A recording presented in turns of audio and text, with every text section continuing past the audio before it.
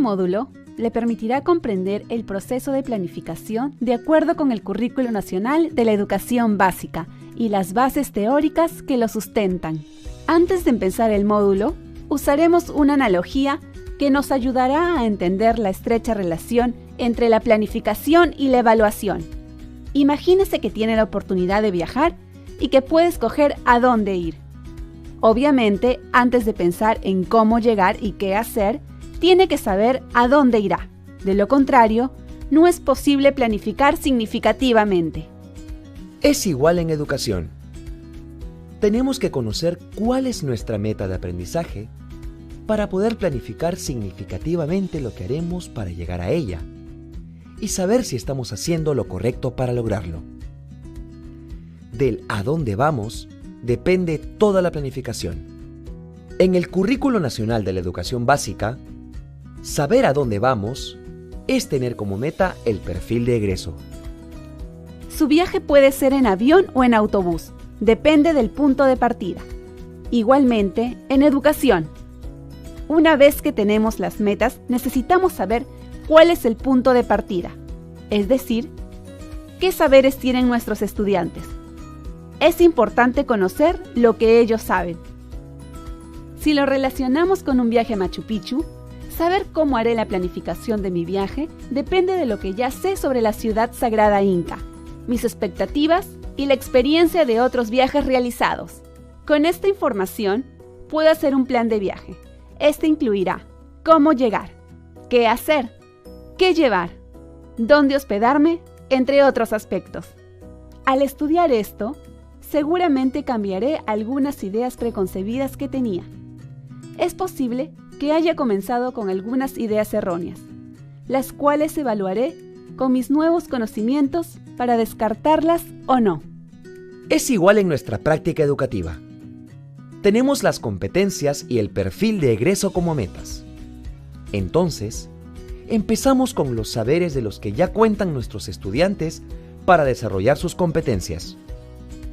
Durante el viaje, iremos afinando nuestro plan, dado que algunas cosas funcionarán mejor que otras. Es igual en el proceso de enseñanza y aprendizaje. Los estudiantes y nosotros, los docentes, también debemos hacernos estas preguntas. ¿Hacia dónde voy? ¿Dónde estoy? ¿Cómo sigo avanzando? Las planificaciones más efectivas se crean a partir de estas preguntas. Hay, evidentemente, diferentes formas de expresarlas, así como hay diferencias en las definiciones de evaluación formativa. En las lecturas de este módulo, podrás leer a Sadler y a Wiggins y McTighe, quienes profundizan en estas preguntas. Revisemos la cartilla de planificación. Verán que en ella se presenta el siguiente proceso. ¿Qué aprendizajes deben lograr mis estudiantes? ¿Qué evidencia voy a usar para evaluarlos? ¿Cuál es la mejor forma de desarrollar esos aprendizajes? En este módulo podrás comprender estos procesos a partir de las lecturas realizadas. Este proceso se hace presente en los diversos tipos de planificación, que pueden ser cortos, de unas semanas. Por ejemplo, unidades didácticas y sesiones de aprendizaje.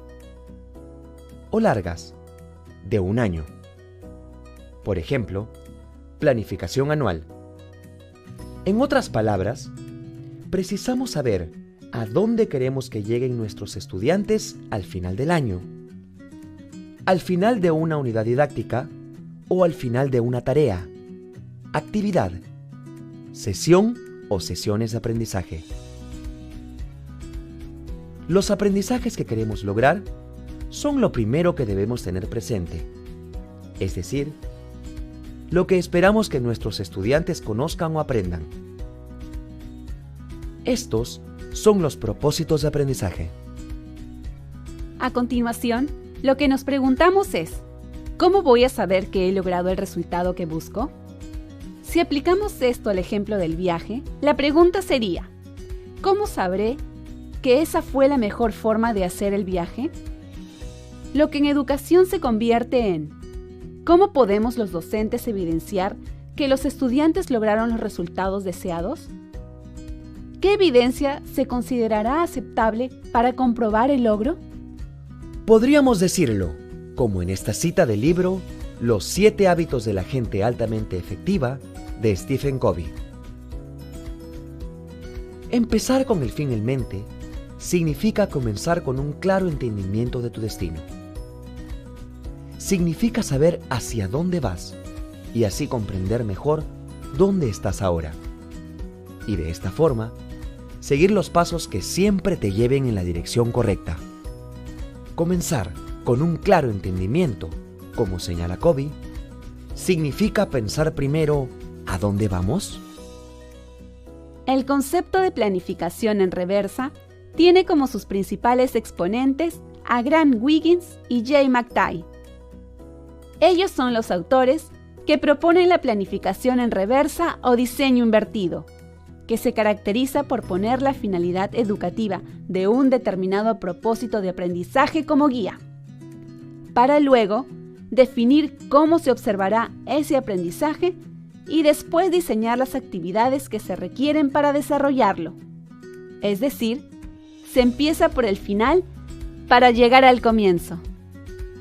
Primera fase. Identificar los resultados deseados.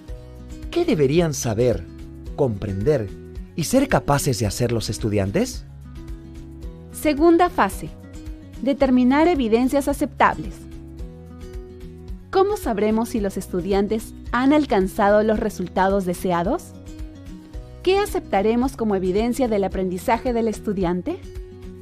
Tercera fase.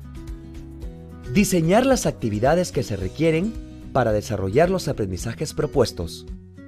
Es decir, se empieza por el final para llegar al comienzo.